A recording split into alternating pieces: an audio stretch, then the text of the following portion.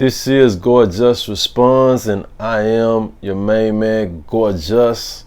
I do want to come to y'all today. It is August 2nd, super superb life, baby.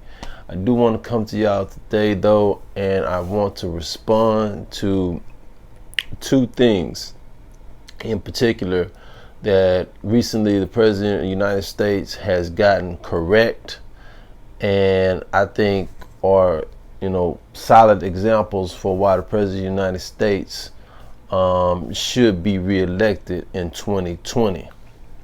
The first thing I will say is that the highlight that the president has given to the city of Baltimore, I think, is absolutely correct in every aspect. In saying that Baltimore living conditions for its citizenry is in a dire and just god awful state at this present time, and has been for years now. And the fact that Baltimore is if not the most violent city in the United States of America, with such a small population as it is now. I mean, it's not a very big city, but it is a very violent city. I think these things do need to be highlighted in terms about Baltimore. I think they need to be highlighted in terms about Chicago. I think they need to be highlighted in terms about with Detroit. A city like in the South, New Orleans. I mean, these cities right here need to be brought to the forefront in terms of the bad job that is being done by these leaders in this city council, by these mayors, by these representatives that are in these cities. I mean, we see a lot of people who are doing bad jobs, and they need to be brought to the forefront of the American mind, and they need to be replaced. They need to be voted out, and they need to be replaced by someone who is more competent and built up for doing the job. Because it's going to come a point in time, y'all, where we have a city like Baltimore, Maryland, a city that has great history. First thing I think about Baltimore, I mean, I'm sure somebody else might think about something, but I think about Edgar Allan Poe. One of the great poets of the United States of America, from Baltimore, Maryland. And that's where they get the name of Baltimore Ravens NFL football team from. Edgar Allan Poe's poem, The Raven, one of the greatest poems in the history of poetry. But there are other cases and incidents that I'm sure better people on the subject know about when in terms of Baltimore historically. But you get a city like Baltimore, who is a one of the cities in our country that has a large black population, and you just seeing it just imploding. Like, it's going under. Like, literally, it's going under. I mean, people are living in horrible conditions in Baltimore, in the black community in particular. I mean, just go through there and look through there. I mean, it's really sad. It's a sad situation. And so with the President of the United States bringing it up and highlighting it, and he's talking about, he was shooting a slug essentially at the representative from the district that is Baltimore. He was shooting a slug at him, but at the same time, because that's who he is. He's combative. The President of the United States is combative. He's been combative before he was President of the United States. That's who the President of the United States is. He's an unconventional President of the United States. So he's combative. And that's his problem. But sometimes he don't know when to put a freaking sock in it. And there is an appropriate time when the President of the United States does need to put a sock in it. But we'll talk about that. But the fact that, he highlighted this situation in Baltimore does need to be brought to the forefront because these leaders are doing a horrible job. Like, why is this town dissipating? Like, why is it disappearing in thin air where people are shipping themselves out to other cities, which provide better living conditions for them and their families? And you got people in the black community who are murdering in the streets, and killing people off in their own community, left and right, at a ridiculous rate. I think it was like, what, 57 to every 100,000, which is absurd. Hell, you had freaking El Salvador, was like 62 to every 100,000. El Salvador is a violent country, one of the most violent countries on the face of the earth. And you got Baltimore that's being compared to El Salvador, and you don't think that's problematic? And you don't think that's a terrible job that's being done by the leaders of Baltimore, from the mayor and everybody in that city council to the representatives of that district? You don't think they're doing a terrible job? What about Detroit? What about Chicago? What the hell's going on in New Orleans? I understand the situation with Katrina and whatnot, but New Orleans has been horrible prior to Katrina. I mean, so these cities that are doing a horrible job, they do need to be called out. And the people in their districts, they do need to be charged up and put on the persecution stand. So, President of the United States, again, the President of the United States is never going to impress linguists. He's never going to impress people of high intellect, particularly people who are his detractors. He's never going to impress people of high education, because he's not that type of guy. That's not his style. The President of the United States is more of a street brawler. He's a bare knuckle, in the streets type of guy. And he's like that with his language and vocabulary as well, and his style of speaking as well. So, bear that in mind when you hear people who talk about the President of the United States being an ignoramus. Can he be an ignoramus on some things? Yeah, he can be. Like I said, the fact that the President of the United States doesn't know that, stooping to the level of 4 congresswomen on Twitter is not a good idea is very much troubling. If you are a supporter of his, if you're a non-supporter of his, the fact that he doesn't know when to stop, when it's time for him to put a goddamn sock in it. The fact that he doesn't know at times, when this is appropriate, that is what's most concerning and troubling in regards to the president being an ignoramus on some things. But on most things, the president of the United States has right. In this situation right here, in regards to him actually putting it on Front Street, that something needs to be done about these politicians that are in these cities that are basically becoming ghost towns. I mean, hell, Baltimore and Detroit, in the next 20, 25 years, what the hell are they going to look like? What the hell are they going to look like? Do we even know? Are they going to even exist still? I guess is the actual question here. Is Baltimore and Detroit going to exist within the next 25 years? Can anybody out there tell me that this is going to be the case? Honestly. So, these things right here do need to be highlighted. And the President of the United States does a good job because he's so direct. He's so frank.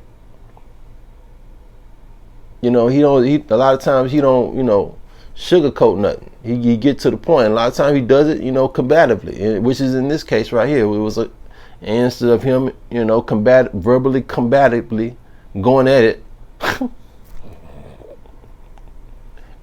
See, the thing is, like I said, he don't know when to put a sock in it though. But this right here is an incident where him verbally combative with the representative of Baltimore, in which the representative ended up getting his damn house broken into prior to the President of the United States making these comments about Baltimore, him and Baltimore, and the job he's doing with Baltimore. This representative damn near got his house broken into because he was damn burglar outside, but the security alarm alerted him and he was able to scare the burglar away. Well, burglar trying to get into to his situation on his property there in Baltimore. That's how bad it is in Baltimore. So the president is right. Now that's one thing domestically. Now in regards to another thing, foreign related. Okay, we talk about the president now saying that he is he has formally withdrawn the United States from the Russian nuclear treaty that has been in play or in existence for decades now. We've had a treaty, the United States, with Russia that we would not test certain missiles and certain nuclear missiles. But the Russians have been in violation for years. And they've been undisciplined behind those violations. No, they haven't been called on behind those violations. And they've been firing missiles away. They've been firing them over here. They've been firing them over there. They've been firing them up there. They've been firing them away. And nobody's been calling Russia on it. Now, see, the Russians have been doing that thing. Make no mistake about it. The Russians did want Hillary Clinton to win the past election, y'all. Why? Because they know she's soft. Let's call it what it is. Y'all know what this is. This is Gorgeous Response. I'm gonna give it to you blunt. I'm gonna give it to you direct. And somebody gonna like it, and somebody ain't gonna like it. They knew she was soft. That's why they wanted her to win the election as opposed to the current president of the United States, because they knew the current president of the United States, would be more recalcitrant. And that ain't what they want. They don't want recalcitrant. Or recalcitrancy. They want somebody who they can maneuver on at the helm of the leadership in the United States, being the president of the United States. So they wanted Hillary Clinton to win the election, because now you have a situation where the current president of the United States say, Russia, we're not playing with y'all. We're not playing with y'all. Now, you know what? We're done with it. We're getting up out of this deal because we see y'all still over there firing those missiles, and y'all agree that y'all wouldn't continue firing those missiles. See, this is why I tell y'all, man. This is the exact reason why I tell y'all. It is a dangerous time that we're living in, and so many people don't even freaking realize it. You got Russia over there who is on the move, seriously on the move, on the aggression, trying us. You got China over there, they're on the move. They're more, doing it more stealthily, but they're on the move. They're aggressing. They're bulking up. They're military. And these countries are not ran by softies, y'all. I'm telling y'all. So all this stuff about, these pie in the sky liberals, these people who talk, about candy and rainbow and lollipops, ice cream, and freaking, cake and cookies with soda pop. Like, y'all, this is not a utopian society. This is not a utopian world. This never will be a utopian world. There always will be conflict. There always will be war. Because it's human nature.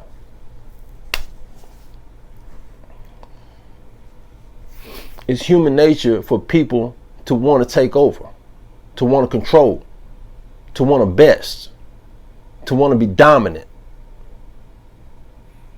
That's what testosterone is. You know, it leads people to want to aggress, to want to be aggressive in nature. So, you know, when you have these forces over here on the east that are, you know, making a joke in terms of policy, in terms of agreement, in terms of international policy, and basically doing whatever the hell is they want to do, regardless of what they sign and say that they won't do or will do. They doing whatever the hell it is they want to do. You can't have a weak leadership at the helm of the United States presidency, y'all. You can't have weak leadership. You got to have somebody in there with some, you know, some guts, some nuts, and somebody who went in and get in the paint and do it. That's what you got to have, because these are dangerous times now. I'm telling y'all. You know, people don't know that they can be wiped out just like that. They don't know that Russia or China can pick off a city just like that. A major city in the United States just like that. They don't know that. They don't understand that. They don't realize that. And if you show weakness, then guess what? As the saying goes, if you give somebody an inch, they'll take a mile. That's what. You know, if you hit somebody in the face and you turn around and you walk off, the next time you see you again, guess what? He might knock your ass out. You know, if you buy a girl, you know, a diamond ring on the first date, then guess what you're going to have to do on the second and third? And onward. So, you know, it's very important for the United States to understand these type of world threats and for us to have competent leadership at the helm. So that's why I say the President of the United States should not have any problem winning re-election, because the Democrats do not provide that on their side of the field. You know, they too soft. They just too soft. You know, to sit up here and say disarmament, to sit up here and say, you know, no nukes. You think China want to hear no nukes? You think Russia want to hear no? I don't give a damn what they say. We've proven, we got evidence that they've been firing these missiles. You think they want to hear no nukes? They ain't trying to hear that. They don't care about that. And I'm telling y'all, the United States must stay on the guard, because if you get caught sleeping at the wheel, the United States will cease to exist in more ways than one. And a lot of people ain't gonna understand how it happened, because they ain't paying no goddamn attention. Because they ain't talking about it to their friend. They ain't talking about it to their family member. No, it's not being brought in the forefront that the United States could cease to exist if we mess up by voting the people in that who ain't got no business serving us, ain't got no goddamn business having our votes, but we vote them in anyway because, you know, other people vote us in. Other people tell us to vote for them, and they don't even know why they voting for them. Y'all keep this stuff in mind. All right, so I just wanted to drop that on y'all today, and you know, y'all enjoy the rest of y'all weekend.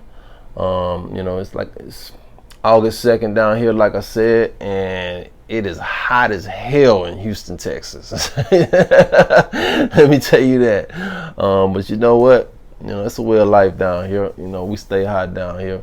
We drive a lot of big cars and big automobiles, so we burn a lot of you know, carbons and what have you. So it's just how we do it down here. At any rate, this is Gorgeous Response, y'all. I appreciate if y'all hit that thumbs up and subscribe to my channel, tell others about it, and I will see y'all again soon. I am Gorgeous. Thank you.